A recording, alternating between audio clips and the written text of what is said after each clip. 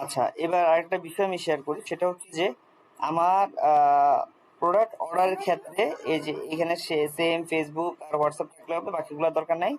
আমি অফিস কিনবো, অর্ডার করব, এটা আমি আমার অফিসে এসে পিক করতে চাই, সেক্ষেত্রে আমার ডেলিভারি চার্জটা ফ্রি হবে।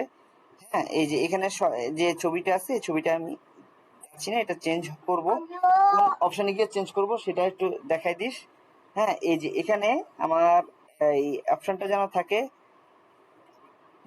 অফিস ক্যাশ অন ডেলিভারি, তো প্লাস হচ্ছে পিক আপ ফ্রম অফিস, এটা যদি এখানে থাকে, এই যে এখানে আমি একটা টেস্ট অর্ডার করি, এখানে ইনফরমেশন গুলো দিছি, শিফট ডিফারেন্ট অ্যাড্রেস আছে না, এরকমই এখানে একটা অপশন থাকবে pick up from office. Pick up from office দিলে ওটা যেন ডেলিভারি চার্জটা জিরো হয়ে যায়, ওটা একটু মাথায় রাখতে হবে। হ্যাঁ, এখানে শিফট টু অ্যাড্রেসের মতোই এই যে এখানে এটা একটা অ্যাড্রেস থাকে যে পিক আপ ফ্রম অফিস দিলে যেন ডেলিভারি চার্জটা জিরো হয়ে যায়, অথবা এই প্রোডাক্টের এই জায়গাতে যেন এই অপশনটা থাকে পিক আপ ফ্রম অফিস দিলে ডেলিভারি চার্জটা জিরো হয়ে যাবে।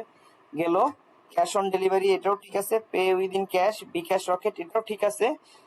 আর আচ্ছা, এখানে প্রোমো কোড, অ্যাপ্লাই প্রোমো কোডের একটা অপশন একটু রাখিস, ঠিক আছে। আর এখানে বিকাশ নাম্বারটা ভাইয়ের রবি নাম্বারটা অ্যাড করে দিতে হবে, রবি নাম্বারটা অ্যাড করে দিস। ওকে, আর অ্যাপ্লাই প্রোমো কোডের একটা অপশন দিস যেন আমরা প্রোমো কোড দিয়ে ছাড়তে পারি। ওকে, আচ্ছা গেল। এবার আসি হচ্ছে অর্ডার যখন পড়ে, অর্ডার পড়লে দেখা যাচ্ছে যে এই অর্ডারটা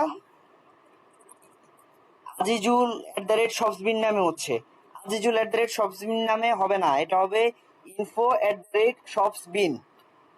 আমি একটু দেখাই, আমার কাছে এই জিনিসটা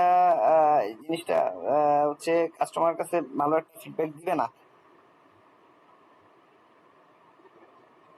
এই যে শপসবিন your order has been received, এটা ঠিক আছে। হ্যাঁ, এই যে আজিজুল @শপসবিন আসে, এখানে আসবে হচ্ছে info@shopsbin.com, ঠিক আছে, এটা যেন এইভাবে আসে। এই যে থ্যাঙ্কস, এখানে আবার এই আজিজুল @অ্যাড্রেস দেখাচ্ছে, এটা আমি আচ্ছা বিলিং অ্যাড্রেস এটা, আচ্ছা thanks again, if you need any help with order please contact us at info@shopsbin হবে। ওকে, এটা ঠিক আছে। আর ইমেল অ্যাড্রেস হবে হচ্ছে শপসবিন info@shopsbin.com, career@shopsbin.com, জাস্ট এই কয়টা জিনিসই বাইরে দিলেই হবে। আর ফেসবুক পেজে অ্যাড অ্যাকশনে গিয়ে এখানে আমাদের ওয়েবসাইট অ্যাড করে দিলেই যেন মানুষজন ফেসবুক পেজে আসলে ওয়েবসাইটটা দেখতে পারে। আর হচ্ছে মোবাইল ভিউ টেট অন করে দিস, তাহলে আমার এটা হয়ে যাবে। আমার আর আপাতত আমি ওয়েবসাইটটা চালাইতে পারবো, ওয়েবসাইটটা লঞ্চ করতে পারবো, জাস্ট এই কয়টা জিনিস একটু বাইরে ঠিক করে দিস।